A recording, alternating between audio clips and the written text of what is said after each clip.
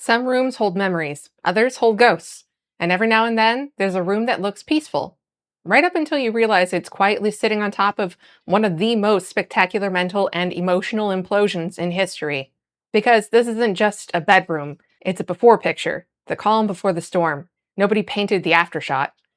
Guess I'll just have to tell you about it myself. Hi, I'm Candy. I collect bones, bullets, and bad decisions from history, and welcome to my cabinet of curiosities.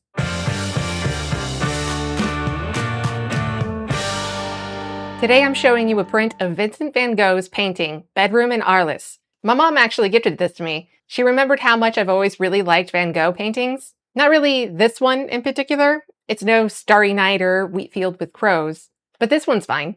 I'm pretty impressed with it, actually. Dudes' bedrooms aren't usually this well decorated.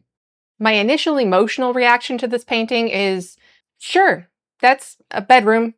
It looks peaceful, calm, serene, empty, just like it's waiting for someone to walk in and give it life. But what I didn't realize until further investigation is that what this scene actually displays is basically the before photo of one of history's most legendary breakdowns. Our story starts in 1888. Vincent Van Gogh, at the time an unknown artist with a notably difficult and nervous personality, moves from Paris to Arles, France, hoping to revive his spirit and maybe start an artist commune far away from the hustle and bustle of the city. He rents the Yellow House, seen here, and begins decorating it like an HGTV interior designer on meth. He spends his time manically painting, sometimes a painting a day, not eating, not sleeping, just painting. This was the time of his life where he created some of the most iconic works of art. The move seemed to be just what he needed. More light, more color, more flavor, more energy. A lot more energy. When I said before that he was known for having a difficult or nervous personality, what I probably should have said was he had serious issues. No one really knows his exact diagnosis. The doctors at the time said that he had epilepsy, which, yeah, maybe so. But doctors today, I think, would have added a little bit more. Just going off of his surviving letters and documented behavior, he may have suffered from bipolar disorder, borderline personality disorder, and maybe a little syphilis infection. And chugging absinthe probably didn't help the situation. Carpe diem! What? Seize the day. Okay, I'll take a little sip. This can't be that bad. But Van Gogh was on a roll, and no one could slow him down. Soon enough, Van Gogh invites fellow artist Paul Gauguin to come live with him at his Studio of the South. Gauguin figured, sure, why not? What could possibly go wrong?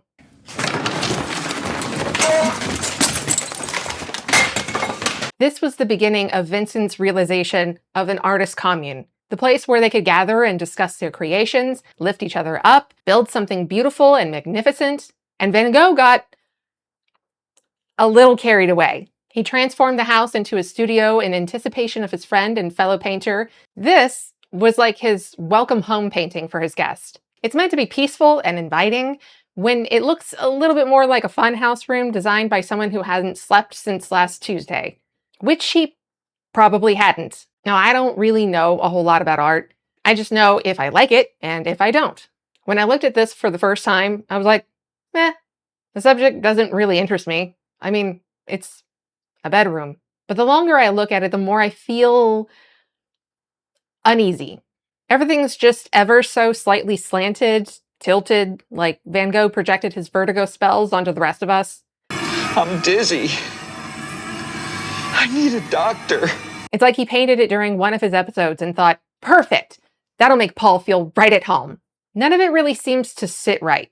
The next thing I noticed was that there's no shadows. It's like a set piece lit from all sides by harsh LED spotlights. It's not cozy, it's not inviting. It just seems empty and inhospitable, naturally set up with an expectation for someone to come in and fill a seat and be a friend, but you don't really want to.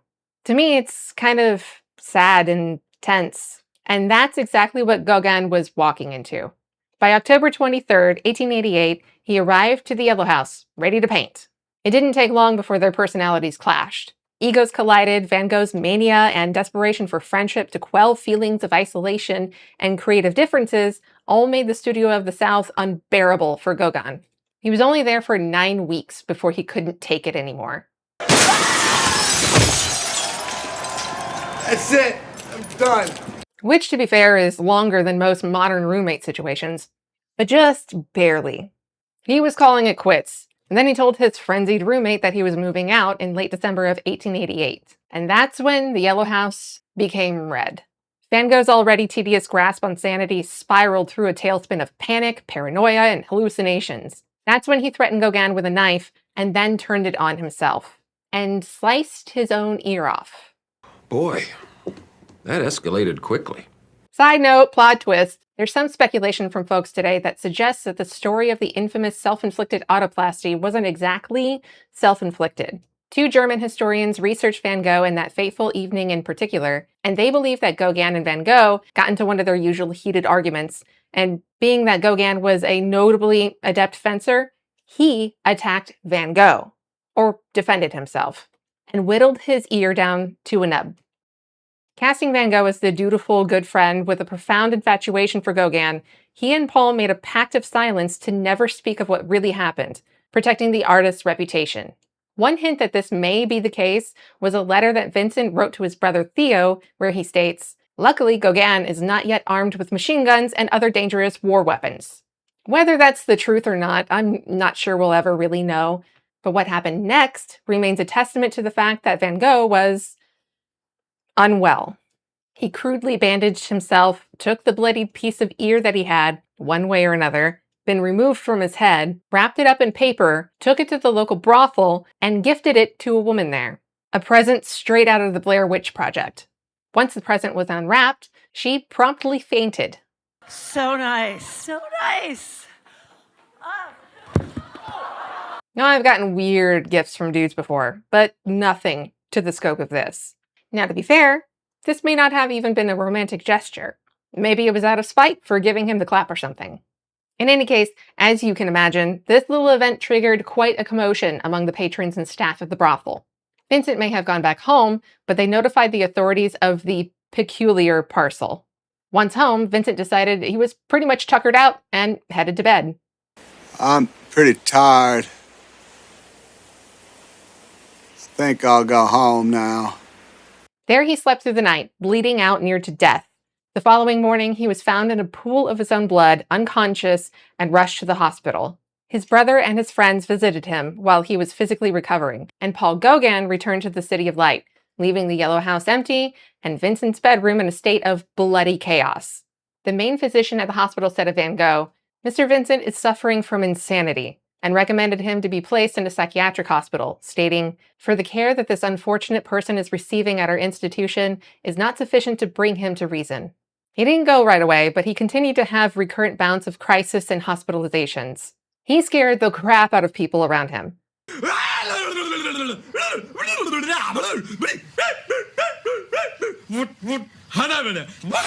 Eventually, in May of 1889, he committed himself to a psychiatric hospital. He stayed there for about a year before leaving to live close to his brother in northern France. He was only there for 2 months before he tragically shot himself in the chest and died from his injury. On the day of the shooting, Vincent had written a letter to Theo, the final sentence of which reads, "Ah well, I risk my life for my own work and my reason has half foundered in it. But what can you do?" Some people might say that we wouldn't have gotten such brilliant works of art that failed to garner hardly any attention at all while the artist was still alive, mind you, if there wasn't some element of trauma, tragedy, or madness. But I think that's a load of hot garbage. It's time for Tom's Rant! Being sane and sober are not impediments to creativity and composing something of lasting significance. I think people tend to over-romanticize the tortured artist trope. For many people, artists or not, the tortured part is real, and it's severe. There's nothing cool or edgy about being mentally unwell, and illness of any kind shouldn't be glorified or utilized as some sort of personality-defining character trait. I feel like we've gone from one extreme to the other. We once thought of mental illness as something to be hidden away, and the people suffering from it to be stigmatized. Now we collect mental illnesses like it's Pokemon cards, mold our entire persona around them, display them like badges of honor, or even encourage them in ourselves and in others. We can have a philosophical discussion that lasts an eternity about what normal or mental wellness really looks like, but I think that we can all agree that if someone is having persistent thoughts or feelings that negatively disrupt their lives or pushes them to hurt themselves or others, We should do everything in our power to help each other and not to be that way, and to be a net positive in our lives and in the lives of those around us. Now, that obviously doesn't mean that every second of every day is joyful and we never feel anything bad. And I'm very suspicious of anyone who says that they are. They're probably going to try to sell me essential oils or something. But all that I'm saying is that the romanticization of the tortured artist has got to stop. We're often just left with a lot of needlessly tortured souls. And honestly, a lot of really bad art. Van Gogh himself didn't invite or treasure the madness. He struggled with it constantly, feeling mortified when it interrupted his ability to work, and then feeling joy and hope when the spells of insanity evaporated and he was able to think clearly and paint some of the greatest works of art that we continue to cherish to this day. In fact, that's when some of his greatest works were achieved, while he was getting better at the psychiatric facility. When I first looked at this painting, it didn't really seem all that impressive or interesting to me. But once I learned a little bit more about the man, the bloodshed, and the chaos that eventually enveloped that room, the seemingly mundane suddenly became way more fascinating and a little ominous. What I find strangely comforting is that the bedroom wasn't meant to be ominous at all. Van Gogh painted it to be calm, to be restful, to be a place where nothing bad was supposed to happen. It was also a manifestation of the hope that he had, a hope for friendship, connection, and building something beautiful for himself and other creative types. And even though history didn't cooperate with that plan, the painting still does what he wanted it to do. It invites us in. It asks us to sit quietly for a moment, and maybe to remember that even people who are unraveling are still trying, in their own way, to create a little peace. So the next time you see a painting that looks calm, tidy, or boring, just remember, sometimes that's not necessarily banality or contentment. Sometimes that's someone trying very hard to keep it together. That's it from the cabinet. If you enjoyed this video and you would like to see more of my content, please press the like and subscribe buttons. And as always, stay weird and tell your dog I said hi!